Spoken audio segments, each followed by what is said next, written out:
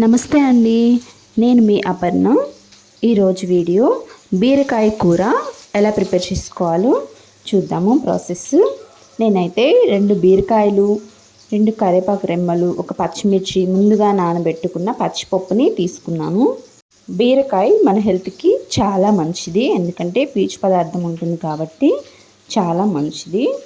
ఇప్పుడైతే బీరకాయని ముక్కలుగా కట్ చేసుకొని ఈ విధంగా పక్కన పెట్టేసుకోవాలి.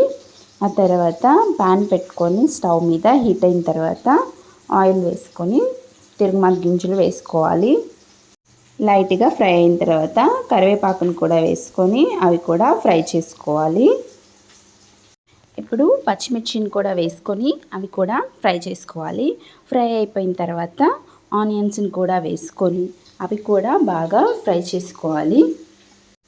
వీడియోని ఎక్కడ స్కిప్ చేయకుండా లాస్ట్ వరకు చూడండి, అప్పుడే బీరకాయ కూర చాలా రుచిగా ఎలా ప్రిపేర్ చేసుకోవాలో చూడొచ్చు. ఇప్పుడైతే ఆనియన్స్ ఆల్మోస్ట్ ఫ్రై అయిపోయినాయి. ఇప్పుడైతే ముందుగా కట్ చేసి పెట్టుకున్న బీరకాయ ముక్కల్ని కూడా వేసుకోవాలి. ఆ తర్వాత ఒక హాఫ్ స్పూన్ పసుపును కూడా వేసుకోవాలి. ఇప్పుడు టేస్ట్కి సరిపడా సాల్ట్ని కూడా యాడ్ చేస్తున్నాను. అవి కూడా యాడ్ చేసి మొత్తం ఒకసారి బాగా మిక్స్ చేసుకోవాలి. మొత్తం బాగా కలుపుకొని ఒక 3 మినిట్స్ బాగా కుక్ చేసుకోవాలి. బీరకాయ కూర ఈ విధంగా చేసుకున్నట్లయితే చాలా రుచిగా ఉంటుంది, మన హెల్త్కి కూడా చాలా మంచిది.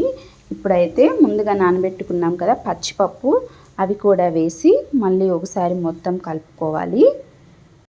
చూసారు కదా, చాలా ఈజీగా బీరకాయ కూరని చాలా సింపుల్గా ఎలా ప్రిపేర్ చేసుకోవాలో తప్పకుండా మీరు కూడా ట్రై చేయండి. కూర ఎలా వచ్చిందో కమెంట్ చేయండి. ఇప్పుడైతే మూత పెట్టేసుకొని 10 to 15 మినిట్స్ ఉడికించుకోవాలి. మధ్య మధ్యలో కలుపుతూ ఉండాలి అడుగంటకుండా. ఇప్పుడు ఒక టీ గ్లాస్ వాటర్ తీసుకొని అవి కూడా యాడ్ చేసి మళ్ళీ ఒకసారి దాన్ని కలుపుతూ ఉడికించుకోవాలి. లేకుంటే పచ్చిపప్పు ఉన్నాయి కదా, అవి ఉడకవు. సో అందుకని ఒక టీ గ్లాస్ వాటర్ అయితే సరిపోతాయి. వాటర్ని యాడ్ చేసి మళ్ళీ ఒకసారి మొత్తం మిక్స్ చేసుకొని బాగా ఉడికించుకోవాలి మూత పెట్టేసుకొని.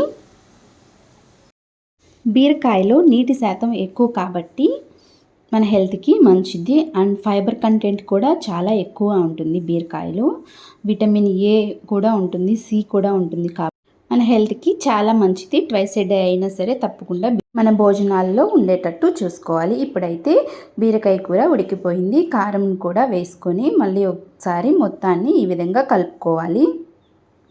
చూసారు కదా, ఇంట్లోనే చాలా ఈజీగా సింపుల్గా బీరకాయ కూరని ఎలా ప్రిపేర్ చేసుకోవాలో తప్పకుండా మీరు కూడా ట్రై చేసి ఎలా వచ్చిందో కమెంట్ చేయండి. మీరు కనుక మన ఛానల్ని ఫస్ట్ టైం చూసినట్లయితే తప్పకుండా like and share and subscribe చేసుకోవడం మాత్రం మర్చిపోకండి. Thank you for watching.